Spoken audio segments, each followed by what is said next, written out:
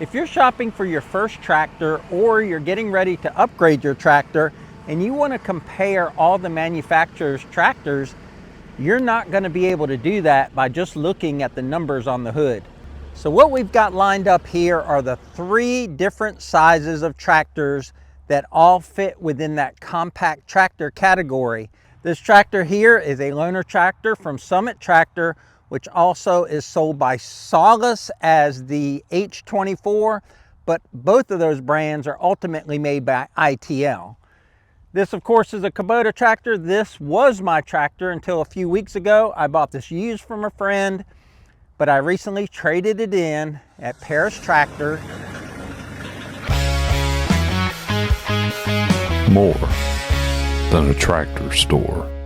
And they're allowing me to use it to do some comparison videos until they come pick it up, and it'll be for sale at one of their locations. And then finally back here, this is my new tractor. I'll call it my forever tractor, but I just got it. It's got 5 hours on it, but this isn't about operation hours or things like that. This video is about the different sizes of tractors in the compact tractor category. So I'm going to do my best to break this down to help you make a wise purchase for your property. Now, a lot of people don't have experience with tractors. They buy a piece of property and they walk into a dealer and say, what tractor should I get? But there are so many variables involved with buying the tractor that's right for you and your property. But even an experienced dealer or someone like myself that's been driving tractors since I was like 8 years old, we can't answer that question without knowing a lot more about your situation. But what I can present to you today is the different sizes in that compact tractor lineup and how they differ and the different capabilities between them. And at least you can go into the dealership armed with some information. This video is not about brands of tractors. As you can see, there's 2 different brands here, but there are many other brands you can choose from. But to me, John Deere does the best job at classifying their tractors. So if you think about the John Deere series or the John Deere models, they would have a 1 series tractor, which if it was sitting here would be over there on that side of the Summit, because that would be a subcompact tractor. And then their 2 series tractor would be very similar in size to this Summit TX25. Their 3 series tractor, which is a very, very popular model of tractor and kind of crosses the area between a 1 acre property and up to, a 20, 30 acre property. And that would be a 3 series tractor. Now, if you're looking at Kubotas, you'll notice that this Kubota L model or L series starts with a 3, but that has absolutely nothing to do with the series of tractor that it is. It just means for Kubota, the 39 means it has about 39 horsepower, and it does not classify it within that 3 series like John Deere. This same tractor with John Deere would be a 3039 or 38. I think they do a 38 horsepower. So then when you come over here to the next size up, this is a 4 series tractor. And again, with Kubota numbering, it says L48. Well, that doesn't mean it's a 4 series tractor, even though it is. The 48 for Kubota is the horsepower of the tractor, and the 02, the second part of that, means it's the 2nd series of this tractor. So it's all very confusing, but I feel John Deere gets it perfect with their numbering by saying 2, 3, 4 series tractors. Okay, so what's the difference? What is a 2 series tractor versus a 3 or 4 series tractor? Well, number one, and the most obvious thing, is size. I'm a 6 foot tall, 200-pound man, and you can see I pretty much take up the whole operator station here. But when I'm on the Kubota 3 series tractor, I have more room. All of my body stays within the cockpit of the tractor, and there's just more room. It's wider, it's longer, it's taller. It's just a bigger tractor. And then when I come over here to the 4 series tractor, you probably notice that I look a lot smaller in this tractor than I did on the Summit. And that's because, again, it's wider, it's longer, it's taller. There's just a lot more room for you to operate the controls of the tractor, and you don't feel as closed in. So what's your application for a tractor? You can see here by this 2 series Summit, it's not very wide. I think the bucket is around 44, 45 inches. So the typical compact tractor usually pulls 5-foot wide implements, and the implements behind this tractor will be wider than the tractor. Also, it's got smaller tires, so the tires are lower, which means you have less ground clearance, and overall the tractor is shorter. It's not as long. It's very handy if you're working in tight places, if you've got a small property, if you're mainly doing mowing and just the type of things that you need something more than a lawnmower, then I think the 2 Series is probably the right tractor for you. But the 2 Series generally is going to be limited to 25 horsepower.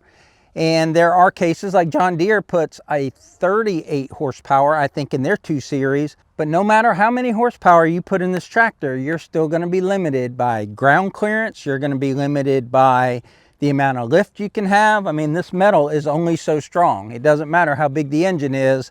This tractor is going to have limitations. That doesn't mean it can't do the job for you. It's just something that you have to think about. And if you have a bigger property and you're on the verge of a 2 or 3 or 4 Series tractor, this can only pull implements that are so wide. So you're going to have to make a lot more passes with this tractor, which means it's going to take a lot more time to get the job done. You may have more time than money, so this may be the right size tractor for you. But now I'm going to insert my personal opinion.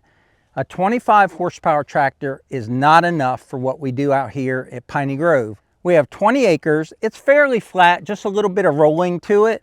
But when I take this tractor with a 5-foot bush hog or a 5-foot finish mower and I engage that in some fairly heavy grass and try to go uphill and try to steer, because most of these tractors are now going to be primarily a hydraulic pump, it runs out of power. It's what happens with 25 horsepower tractors. And so you've got to think about that. If you've got a small property, but there's a lot of inclines and you got to do a lot of ground engagement work, it's probably not going to be enough tractor for you. But again, only you can make that decision, and you need to go into the dealership armed with that knowledge or armed with those limitations in mind. Okay, let's bump up to the 3 Series tractor. You can see right here that we got about 40-inch tall tires as opposed to maybe the 36-inch tires over here on the Summit.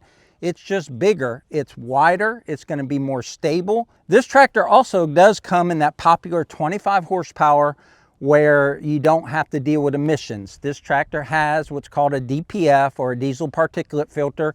So it's got some extra cost involved with the emissions, and also it has to go through that regen process. I've got 700 hours on this tractor, and it is regened. It probably regens every 50 hours or so. And the only thing about it is it usually wants to regen when you want to shut it down. But other than that, if you're working, you just rev it up a little bit faster and keep working while it's regenning.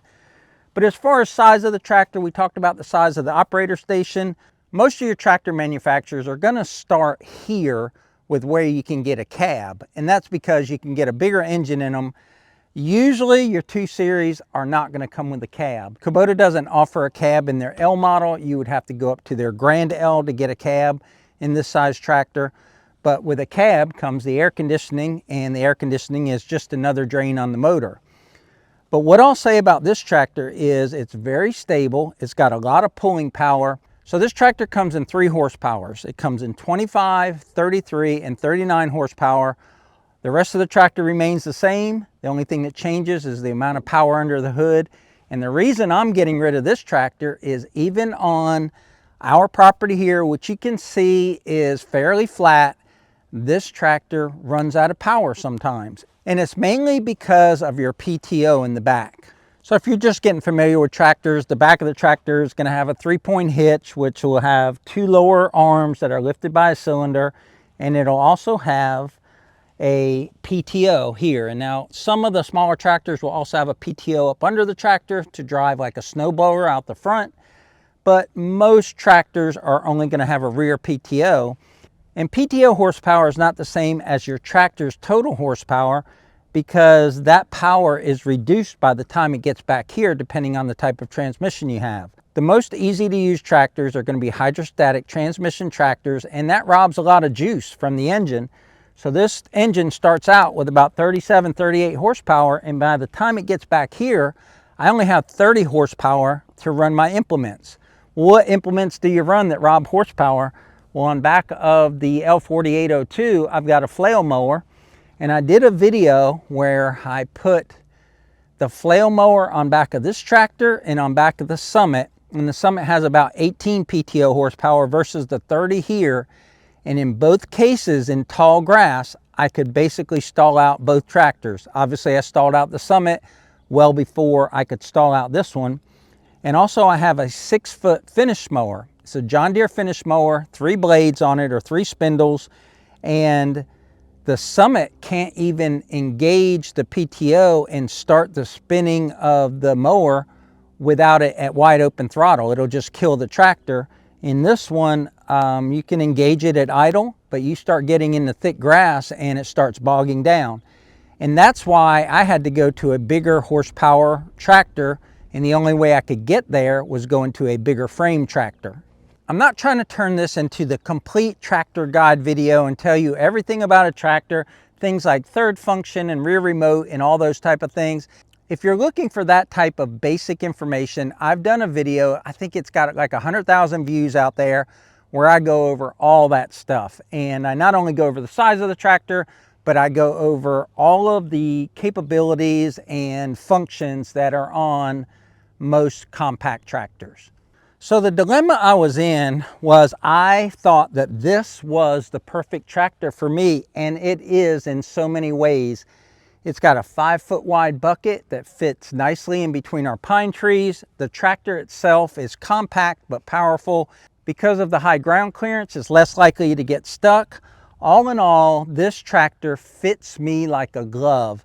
I find that I am very aware of all corners of this tractor. I can grade with this bucket. I can box blade, mow. I just know all the edges of the tractor as I'm doing work, and that's not just because of experience, but because of all the visibility and the hood lines and all that.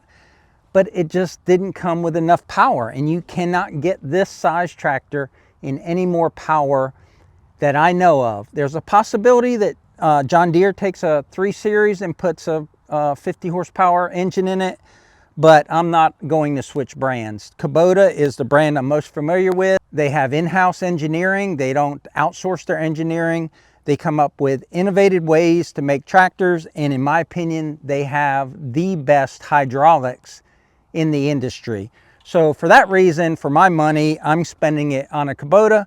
Your mileage may differ. You may not like a lot of things about Kubota, and that's okay. I'm not trying to sell you on Kubota's tractors. I'm just trying to give you my opinion and why I had to trade this tractor in so that I could get more power, because I just couldn't get a 3 Series in Kubota with more power than 40 horsepower. Okay, so I've put these 2 tractors in frames so that you can see that the 3 Series jumping up to the 4 Series is a significant jump in overall size of the tractor. When I've been saying for the past few months that I'm going to get a new tractor, and people were commenting on that, they were like, oh, there's no way he's going to go to the L4800, because the L3900 or 3901 that he has is not that much smaller. But as you can see, it's a lot smaller. You can see these tires come up just to like the bottom of my chest. These rear tires come up just about to my waist. They're taller. The front tires are huge. They're almost, I don't know the size. They look like 33-inch tires that would go on a truck. The tractor is obviously wider. It's obviously heavier. And that's something you got to take into consideration as well, is what kind of vehicle do you have? If you have a Toyota Tacoma and a 16-foot trailer, you probably don't want to trailer this around. You probably want to stay over on that side where you're a 3 Series or a 2 Series tractor. You start getting into some serious amount of weight with this tractor, especially when you fill these big tires. We're going to fill them with rim guard pretty soon, and we have a lot of wheel weights on here. I forget how much the total weight is that we've increased here, but it's not insignificant. But you can see right away this tractor bucket is wider. I think this tractor here is 6 inches wider than that tractor, and that's going to present problems. I needed this extra horsepower because I was operating this tractor at its top limit, its top capacity. When it was engaging with all that grass and the RPMs were dropping down, you're putting a significant amount of drain on that diesel engine. And that's not what you want to do to a tractor, an expensive tractor that you want to last 20 or 30 years. You want it to be able to handle everything that you throw at it without the RPMs dropping. That's why I got this tractor, but I found the other day, trying to go in between my pine trees, one place that I was able to go very easily with this tractor, I could get the front tires through. I had the bucket off to make it narrower, but then I got to the back tires and I couldn't go through the same place.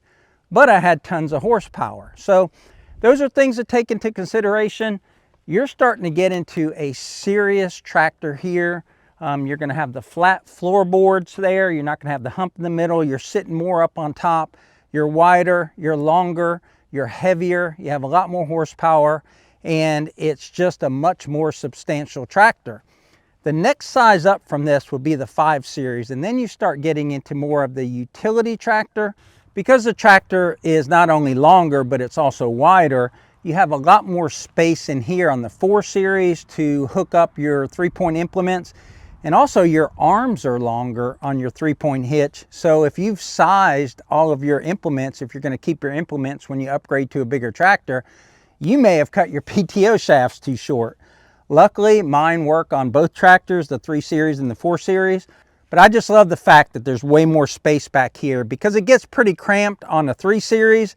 And on the Summit 2 Series, it's really hard to hook up 3-point equipment, especially the PTO shaft. I've found a lot of times with that, I've got to hook the PTO shaft up first and then back in and hook up the linkage for the other points of the 3-point hitch.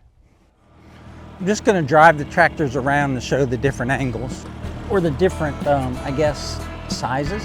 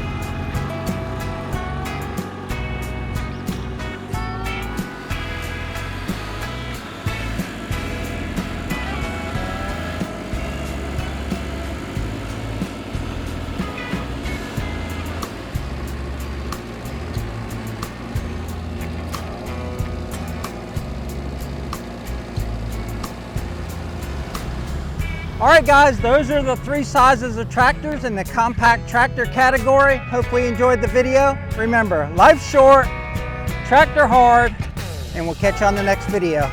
Take care, y'all.